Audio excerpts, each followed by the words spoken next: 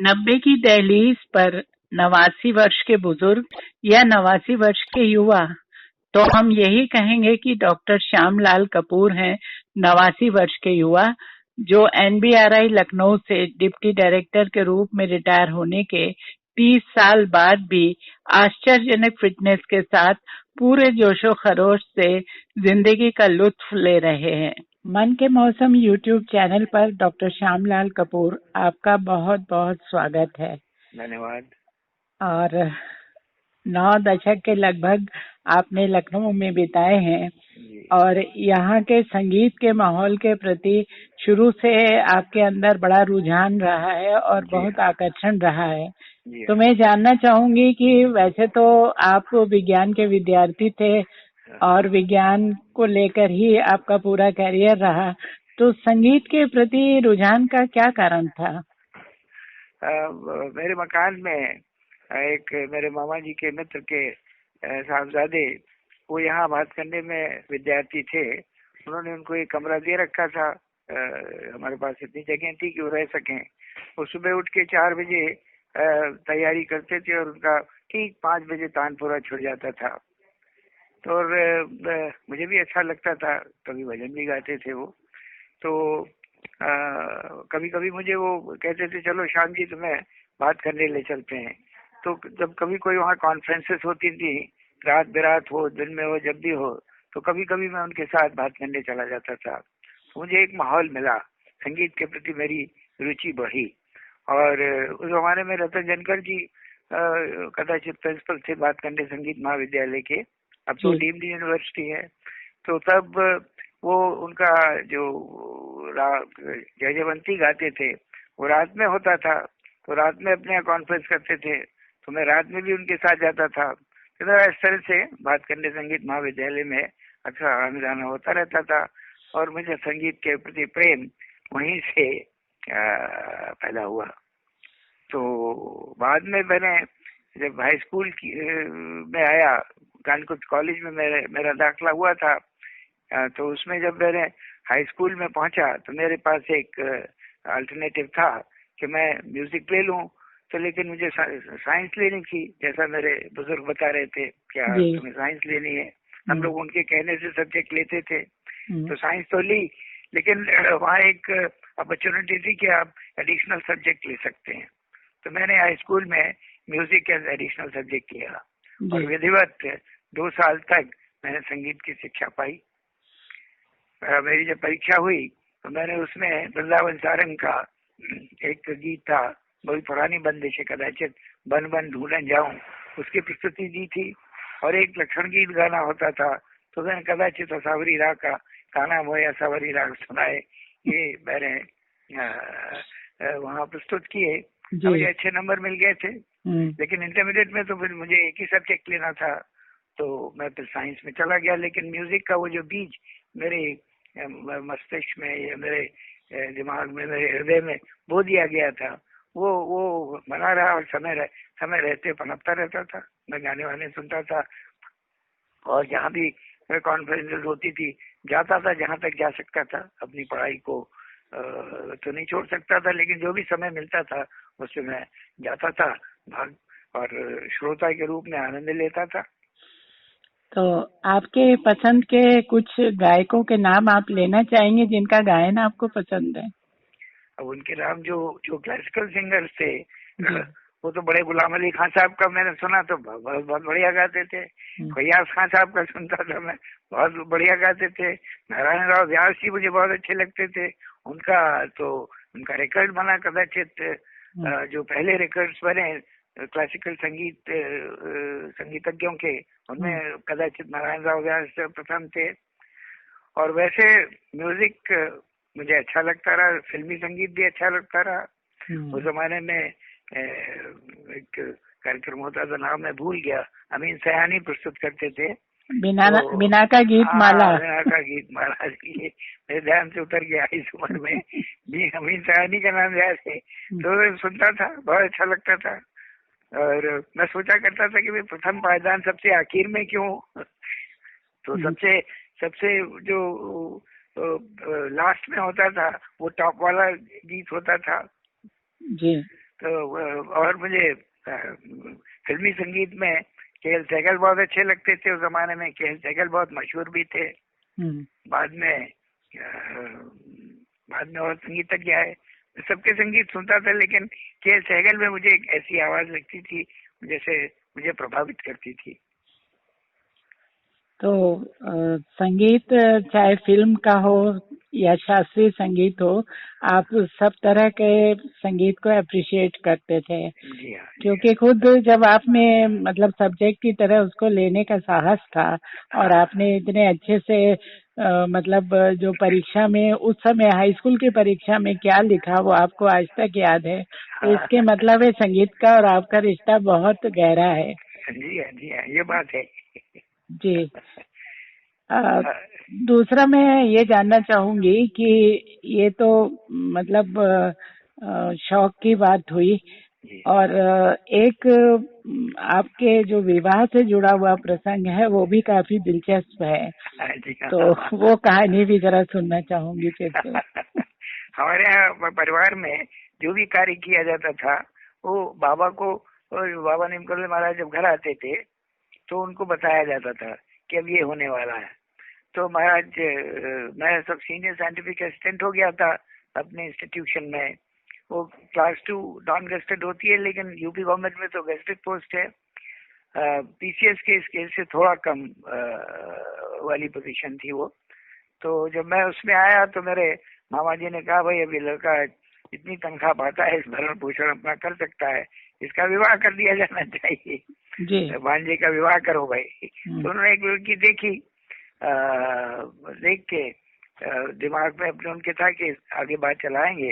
तो जब ऐसी कोई स्थिति होती थी तो बाबा स्वयं आ जाते थे, उनको बुलाना नहीं पड़ता था। जब कोई कार्य के लिए, कार्य के लिए अगर परिवार वाले हमारे याद करते थे तो स्वयं उपस्थित हो जाते थे। महाराज आ गए तो उन्होंने महाराज से कहा कि ऐसे शाम के लिए लड़की देखी है, हम लोगों को पसंद आई है, लेकिन जब तक आपका आशीर्वाद नहीं होगा तब तक हम विवाह नहीं करेंगे, आप इजाजत दें तो उनको बुला ले यहाँ।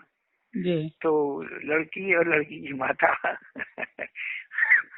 लड़की और लड़की की माता को इस तरह से बुलाया गया कि भाई हमारे यहाँ संत आते हैं, उनके दर्शन हम लोग करते हैं, आप लोग भी आइए करिए। तो उनको संकोच हो सकता था अगर इस बात की भी कि कोई इंटरव्यू लेगा, लेकिन इंटरव्यू नहीं था, वो महाराज का आशीर्वाद ही प्राप्त करना था। वो दोनों आ गए। महाराज ने उनसे फिर लड़की को अलग में उससे बात की, थोड़ी सी बातचीत चर्चा की उनसे। मुझे ये सब पता नहीं था उस वक्त, मुझे तो बहुत बाद में, शादी के बाद मेरी पत्नी ने बताया कि ऐसा हुआ था।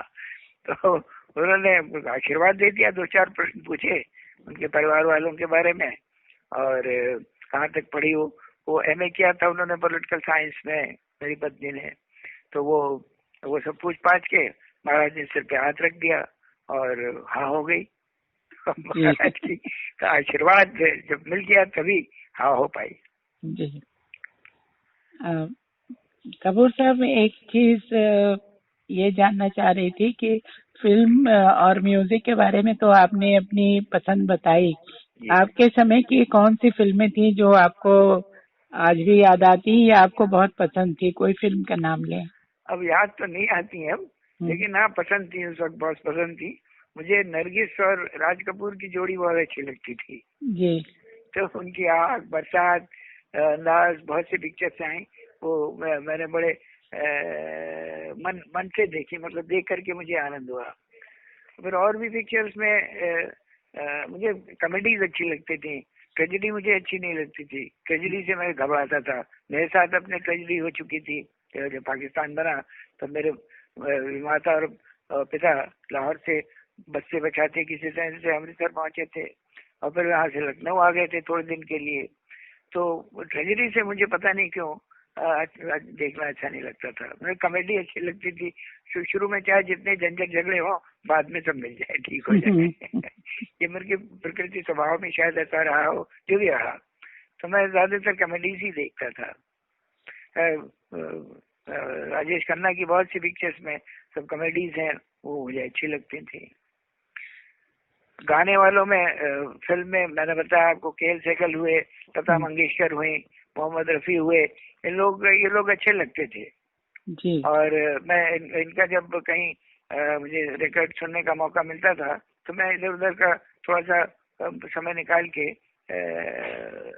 सुन लेता था। जी तो कुछ कभी उस वक्त गुनगुनाता भी था। अब तो गुनगुनाना क्या, अब तो आवाज फट गई बिल्कुल। बेसुरी आवाज हो गई है। आयु का प्रकोप है। जी। अच्छा कपूर साहब, एक बात आपसे जानना चाहूंगी कि आपका लिखने का भी काफी अभ्यास रहा है। आर्टिकल्स आपने बहुत लिखे, साइंटिफिक विषयों पर लिखे, तो जी कोई किताब भी आपने लिखी क्या? हाँ हाँ, एक मैंने हाउस प्लांट्स पे किताब लिखी है। जी वो हमें 1960 की भैया में हमारे यहाँ का जो कंजर्वेटरी, हमारे यहाँ की कंजर्वेटरी थी जिसमें हाउस प्लांट्स ग्रो करते थे। हाउस प्लांट्स माने शेड लिविंग प्लांट्स। धूप से अलग उनको हल्की धूप छां मिलनी चाहिए, ऐसे पौधों की एक कंजर्वेटरी थी। तो सब अस्त व्यस्त हो गई। तो डायरेक्टर महोदय ने मुझसे कहा कि तो आपका विषय है, आप इन सब पौधों को आइडेंटिफाई करके और इनमें लेबल लगवा दीजिए। सारे लेबल मिक्स हो गए हैं और मालियों ने तो जो लेबल जिसका जहाँ पाया वहीं खड़ा देखा, वहीं लगा दिया, कहीं का कहीं कहीं का कहीं। तो मैंने उसका आइडेंटिफिकेशन किया। साल भर तक मैं बहुत ज्यादा बिजी रहा, और जब बिजी रहा तो मुझे लगा कि इसके ऊपर कोई ऐसी किताब हमारे यहाँ भारतवर्ष में जो हम कंजर्वेटरीज में बहुत इम्पोर्टेंट या बहुत कॉमनली जो पौधे लगाते हैं उनको आइडेंटिफाई करने के लिए दिक्कत है। तो फिर मैंने उसी वक्त मन में ठाना कि एक किताब इसके बारे में तैयार करते हैं। धीरे धीरे एक किताब तैयार हो गई। वो फिर वो हाउस प्लांट्स के नाम से छपी। उसमें मैंने एक ऑथर भी ले लिया, कल्टीवेशन भी लेना था उसमें। तो कल्चरल एस्पेक्ट्स के लिए वो कंप्लीट करने के लिए किताब को मैंने एक ऑथर भी लिखा। जो बोटेनिकल गार्डन के इंचार्ज थे उस वक्त, एन शर्गा साहब, डॉक्टर एन शर्गा, वो उसमें जुड़ गए और वो किताब छपी, बिकी और बांटी भी गई काफी। जी जी, नहीं इतना विषय उसका आपने ऐसा रखा था, वो घर घर के उपयोग की किताब थी। जी जी जी जी। और वैसे साइंटिफिक एक और सेमी साइंटिफिक एक किताब थी, herbal drugs in Indian pharmaceutical industry. वो हमारे यहाँ एक हर्बल ड्रग एग्जीबिशन लगाई गई थी और उसमें तमाम हर्बल ड्रग्स के पौधे रखने के बाद उनके गुणों के लेबल्स भी बड़े बड़े साइन बोर्ड्स पर लिख करके रखे गए थे। मैंने कहा भाई, मैंने सोचा कि ये भी एक आवश्यक चीज है, लोगों को पता चलना चाहिए कि हमारी फार्मास्यूटिकल इंडस्ट्री में कौन कौन सी हर्बल ड्रग्स और कितनी कितनी दवाइयों में इस्तेमाल हो रही है। ऐसे तो हम मेडिसिनल प्लांट्स की किताब देखते हैं, ढेर सारे मेडिसिनल प्लांट्स हैं, लेकिन एक्चुअल यूसेज में कौन से मेडिसिनल प्लांट्स हैं जो कि हमारी मेडिकल इंडस्ट्री इस्तेमाल कर रही है। जी। तो उसको भी मैंने एक ऑथर ले लिया था। वो मेरे एक महिला को लिखती हैं, डॉक्टर उमा मित्रा जी, वो उसके को ऑथर हो गई और हम दोनों ने मिलकर वो एक किताब पे छापी थी, herbal drugs in Indian pharmaceutical industry. उसका भी काफी डिस्ट्रीब्यूशन हुआ, काफी। वो तो इंस्टीट्यूट ने छापी थी, कॉपीराइट उन्हीं का था इंस्टीट्यूट का। जो भी फायदा या जो भी उसका लाभ हुआ इंस्टीट्यूट को हुआ। डायरेक्टर महोदय ने जरूर मुझसे एक दिन कहा कि भाई ये जो आपकी किताब है इससे मैंने बहुत फायदा उठाया, इंस्टीट्यूट के लिए बहुत फायदा उठाया। तो मैं गदगद हो गया कि भाई एक एफर्ट था हम दोनों का और वो सक्सेसफुल हुआ। मैंने हिंदी में आर्टिकल्स लिखे। डायरेक्टर महोदय ने एक दिन कहा मुझसे कि अंग्रेजी में तो बहुत से आर्टिकल्स हैं, लेकिन आप एक माली को अपने साथ ले लीजिए जिसको बहुत ज्यादा एक्सपीरियंस है, तो उसको ले लीजिए। तो एक मेरे को लिखते श्री हीरालाल यादव जी, उनको बड़ी नॉलेज थी, पौधों की प्रैक्टिकल नॉलेज थी। तो मैंने उस तरह से हमारे उद्यान के फूल करके एक सिलसिला, एक सीरीज शुरू की स्वतंत्र भारत में, और काफी लेख उसमें छपे। बाद में वो पुस्तकाकार रूप में इंस्टीट्यूट ने हमारे उद्यान के फूल करके हिंदी में वो पुस्तक छापी थी। जी, ये तो वैज्ञानिक लेखन की बात हुई, और आपको तो सभी तरह की किताबें पढ़ने का बहुत शौक था, तो कुछ बताएंगे कि आपकी पसंद की क्या किताबें थी, किन सब्जेक्ट्स पर, और कोई ऐसी किताब जो आपको आज भी हॉन्ट करती हो? तो देखिए, मैंने पर्लेस बक, एक ऑथर थी, अमेरिकन ऑथर, उसकी पहली किताब द गुड अर्थ मैंने पढ़ी और फिर मुझे वो बहुत अच्छी लगी।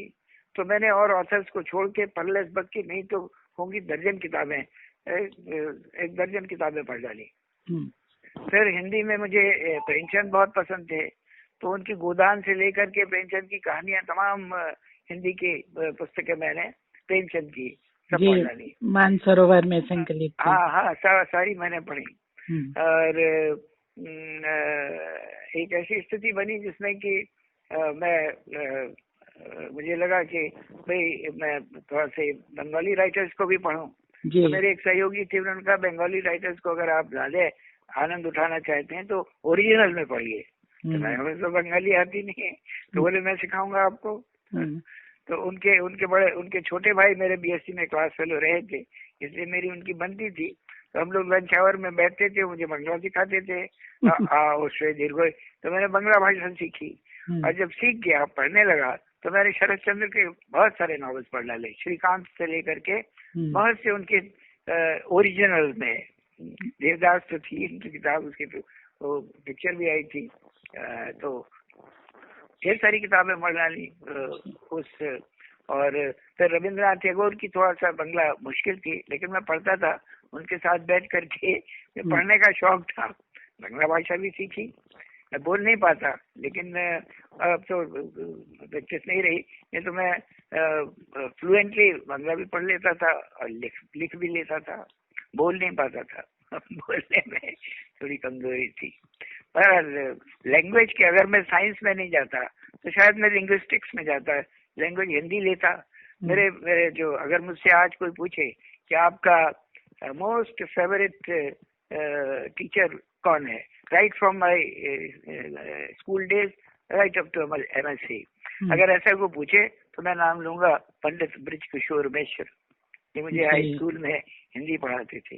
जी। वो बाद में उन्होंने यूनिवर्सिटी ज्वाइन कर ली थी, रीडर थे। तब जब उनका देहांत हो गया, हार्ट के पेशेंट हो गए थे, डॉक्टर PhD उन्होंने कर ली थी, डॉक्टर बृजकिशोर मिश्र। हमारे साथ उनके बड़े प्यार वाले, स्नेह वाले संबंध रहे। मैं जब उनके पास जाता था खुर्शीद बाग में, बाद में किराए के मकान में जब रहने लगा, तो उन्होंने वहाँ खुर्शीद बाग में वो भी रहते थे, तो मेरा उनका अक्सर उनके यहाँ आना जाना रहता था। उनके परिवार के उनके एक पुत्र इसमें थे, शायद रेडियो में थे, टेलीविजन में थे, जिन्होंने काफी नाम वहाँ कमाया। नवनीत मिश्र जी। और स्वयं जो आपके अध्यापक है मिश्र जी, वो भी हिंदी के बहुत बड़े लेखक थे। और साथ में आप दोनों की जो एक कॉमन चीज निकल के आ रही है, वो सितार बहुत अच्छा बजाते थे। तो संगीत प्रेम भी था उनके अंदर। यही टेलीपैथी थी कि आप दोनों एक दूसरे के इतने नजदीक थे। ओह, ये मुझे नहीं पता था। लेकिन मैं जब मुझे खुर्शीद बाग में एक मकान ढूंढ रहा था किराए का, तो मैं उन्हीं के पास गया। मैंने कहा पंडित जी अब वहाँ रहते हैं न्यू हैदराबाद, बहुत दूर हो गया और वहाँ से, और मेरी पत्नी ने B.Ed ज्वाइन किया है, तो वहाँ से आने में बड़ी दिक्कत होती है। हालांकि उस वक्त 8 आने में रिक्शा आता था न्यू हैदराबाद से महिला कॉलेज। जहाँ 8 आने लगते थे वहाँ 50 रुपए लगते हैं। इतना महंगा हो गया है, महंगाई हो गई। तो लोग मुझे प्रेसिडेंट के पास ले गए कॉलोनी के, वो भी मिश्र थे, पंडित B.N. मिश्रा। तो मिश्रा जी ने मुझसे कहा मेरी बिटिया का मकान खाली, इसमें आ जाओ। तो उनकी रिकमेंडेशन से मुझे खुर्शीद बाग में किराए का मकान मिल गया था। तो मेरा उनका मिलना जुलना थोड़ा अधिक हो गया था। जी। पंडित B.N. मिश्रा के जो गुण थे, मैं शब्दों में उनका बयान नहीं कर सकता, लेकिन उन्होंने मुझे इन्फ्लुएंस किया। और एक दफे बसंत पंचमी के अवसर पे हमारे यहाँ कुछ थोड़े से फंक्शंस होते थे, तो उन्होंने मुझे चुना कि एकांकी है हीरा कोयला, इसमें तुम हीरा बनोगे। और एक मेरा फेलो स्टूडेंट था, उसे कोयला बना के स्टेज पे प्रस्तुत किया। वो बहुत सराहा गया। तो मेरे मन में उनके प्रति आदर के साथ साथ स्नेह, एक अपनापा आज तक है। श्यामलाल कपूर जी, आप इस वक्त लगभग 9 दशक अपने जीवन में पूरे कर चुके हैं या करने जा रहे हैं। और जितनी आत्मनिर्भरता के साथ में आप और आपकी श्रीमती जी अपने गृहस्थी चला रहे हैं, उस पर किसी को भी फक्र हो सकता है और किसी को भी जलन हो सकती है कि इस उम्र में इतनी आत्मनिर्भरता। तो इसका क्या राज है? इसका राज बाबा की कृपा है, ये सब बाबा की कृपा है। मैं जब भी उसके बाद से उनके साथ जो मेरे संबंध बने, जब उन्होंने मुझे बताया तो वो बाबा आ गए बीच में। जो मेरी उनकी प्रगाढ़ता है उसमें बाबा का आशीर्वाद है। और मेरे बच्चे 2 लड़के हैं, वो दोनों अपने अपने जगह पे बिजी है। उनके लिए ये संभव नहीं है कि मेरे पास आके आ रहे। एक तो आजकल भागलपुर में है, कहलगांव में, एक दिल्ली में है। बड़ी उनकी व्यस्त जिंदगी है। जब तक कि मुझे कोई विशेष आवश्यकता न हो, विशेष आवश्यकता के माने ये कि मैं हॉस्पिटलाइज हूँ या कोई ऐसी स्थिति बने कि किसी प्राइवेट डॉक्टर के पास बार बार भागना दौड़ना हो, इसके अतिरिक्त मैं अपने काम निपटा लेता हूँ। हम दोनों अपने एडजस्ट कर लेते हैं। जी। मेरी पत्नी भी 86 ईयर में है, 85 प्लस है। तो हम दोनों में अंडरस्टैंडिंग है। उस अंडरस्टैंडिंग बाबा की कृपा उसके मूल में है, मैं यही कह सकता हूँ। जी। और कोई संदेश आज के पीढ़ी के लिए आप कुछ देना चाहेंगे? अच्छा, एक चीज और मैं इसमें जोड़ना चाह रही हूँ कि आपने लखनऊ विश्वविद्यालय में बॉटनी विषय भी कुछ वर्ष पढ़ाया था, शायद 9 साल, 1995 से 2003 तक। तो कुछ उस बारे में कहना चाहेंगे क्या? हाँ, मैं आपको बताऊं, बड़ी अजीब बात है। जब मैंने मंदिर का चार्ज लिया 93 में, तो यहाँ सब ऊंचे ऊंचे मट्टी के ढेर थे, बड़ी बुरी स्थिति थी। तो मेरे जो उस समय के तत्कालीन प्रेसिडेंट थे ट्रस्ट के, श्री केहर सिंह जी, रिटायर्ड IAS अधिकारी थे। तो उन्होंने मुझसे कहा, भाई कपूर, तुम इस स्थान को थोड़ा सा हरियाली लाओ, सिकंदराबाद का अपना अनुभव यहाँ इस्तेमाल करो। और एक गणेश जी महाराज की मूर्ति किसी ने दान में दी थी, तो वो इधर से उधर, उधर से इधर खिसका दी जाती थी, और वो जहाँ स्थापित होनी थी वो स्थापित नहीं की गई थी। तो उन्होंने मुझसे कहा, एज ए प्रायोरिटी ये तुम्हें दोनों काम करने हैं। तो मैं क्या, लेकिन 2 साल बाद मुझे लगा कि ये तो अब रूटीन, मंदिर का रूटीन धीरे धीरे स्टेप बाय स्टेप ही चलेगा। पौधे जो मैंने लगाए हैं एकदम से तो बढ़ नहीं जाएंगे, तो धीरे धीरे चलेगा। तो मेरे मन में सबकॉन्शियस में बात उठी, और ये मेरी पत्नी ने कहा, पढ़ ली। लेडीज में 6th सेंस होती है भाई। तो उन्होंने पढ़ लिया। तो गर्मी के दिन थे और हम लोग यहीं कूलर के जहाँ लगा रखा था वहीं दोपहर में लेटे थे। आँख खुल 2 घंटा 1.5 घंटे बाद झपकी लेने के बाद मैं उठ के बैठा, तो मेरी पत्नी ने मुझसे कहा कि आपका लक्ष्मी यूनिवर्सिटी में कुछ नहीं हो सकता। तो मुझे थोड़ी सी चिड़चिड़ाहट आई। मैंने कहा, भाई 37 साल मैंने सिकंदराबाद में नौकरी कर ली, 2 साल मैंने लुपिन के साथ बिता लिए, लगभग 40 साल, तुम क्या चाहती हो भाई? तो बोले, नहीं, मैं सोच रही थी कि आपका रुझान तो उधर ही होता है। कभी कभी ऐसा लगता है कि आप सोचते हैं कि भाई मंदिर की वजह से इधर फंस गए हैं, लेकिन उधर नहीं। मैंने कहा, भाई सोचते कुछ नहीं है, लेकिन इसको छोड़िए। लेकिन आप यकीन मानिए, 1 हफ्ते बाद मेरे पास हेड ऑफ डिपार्टमेंट का, तत्कालीन हेड ऑफ बॉटनी डिपार्टमेंट का टेलीफोन आता है, और वो मुझसे कहते हैं कि डॉक्टर कपूर आपसे कुछ बात करना चाहते हैं। तो कट शॉर्ट मैं उनके घर गया। मैंने कहा, भाई आप क्यों याद कर रहे हैं मुझे? बोले, भाई आपके सब्जेक्ट में लखनऊ यूनिवर्सिटी में वैक्यूम हो गया है। वहाँ MSc बॉटनी था, MSc प्लांट साइंस था, MSc एनवायरमेंट साइंस था, एक और कोर्स था MSc का, जो इंटरमीडिएट से ले लेते थे बच्चे को, वो MSc तक ले जाते थे। तो उतने टीचर्स वहाँ थे नहीं, तो उन्हें गेस्ट फैकल्टी की एक जरूरत थी। तो उन्होंने कहा, नहीं भाई मैं आपसे इल्तिजा करता हूँ कि आप ज्वाइन कर लें, आपका थोड़ा तजुर्बा है। मैंने कहा, भाई मैंने तजुर्बा पढ़ाया नहीं है कहीं। बोले, नहीं, पढ़ाने के लिए आप पढ़ा सकते हैं, इसमें कोई दिक्कत नहीं। तो मैं अंततोगत्वा 2-3 दिन में उनसे मिलने के बाद फिर मैंने सोचा चलो चलाते हैं। तो मैंने ज्वाइन किया, और मैंने तैयारी मैंने की पढ़ाने की, क्योंकि साइंटिफिक कॉन्फ्रेंस में एक टॉक देना वो दूसरी चीज है।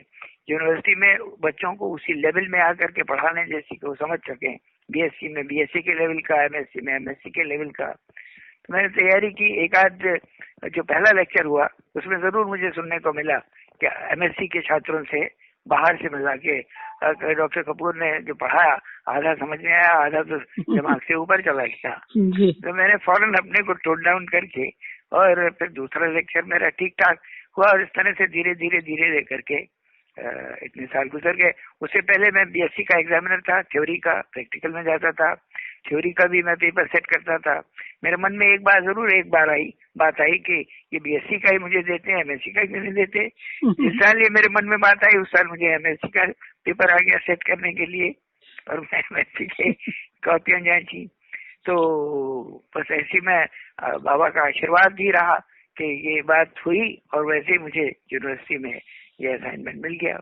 मंगल के रोज एमएससी बॉटनी फाइनल होता था, तो मैं अपनी कार उस वक्त खुद चलाता था।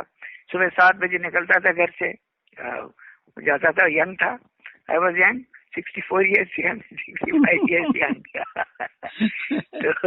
तो बाबा की कृपा ही कहेंगे इसे। मैं क्लास लेता था, प्रैक्टिकल लेता था, उसके बाद वहीं से फिर हनुमान सेतु मंदिर आ जाता था, वहाँ अपने दिन भर रहता था। फिर दिन में घर से आके खाना खाता था मंगल के रोज, और फिर शाम को चला जाता था 5 बजे ड्राइव करके। तो उस वक्त काफी हेक्टिक करेक्टिव लाइफ रही, और उससे वो महाराज जी मुझे चलाते रहे। हनुमान जी महाराज की कृपा रही। मैं यही कहूंगा कि मैं चलता फिरता रहा।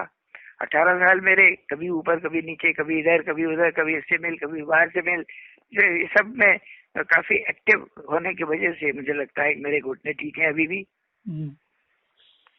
और क्या कह सकते हैं जी। तो जिंदगी को इतना पॉजिटिव ढंग से लेने की वजह से ही आप लगातार, क्योंकि आप उम्र के साल नहीं गिन रहे हैं, आप लगातार सक्रिय और संबद्ध रहना चाहते हैं अच्छी चीजों के साथ, अच्छी योजनाओं के साथ।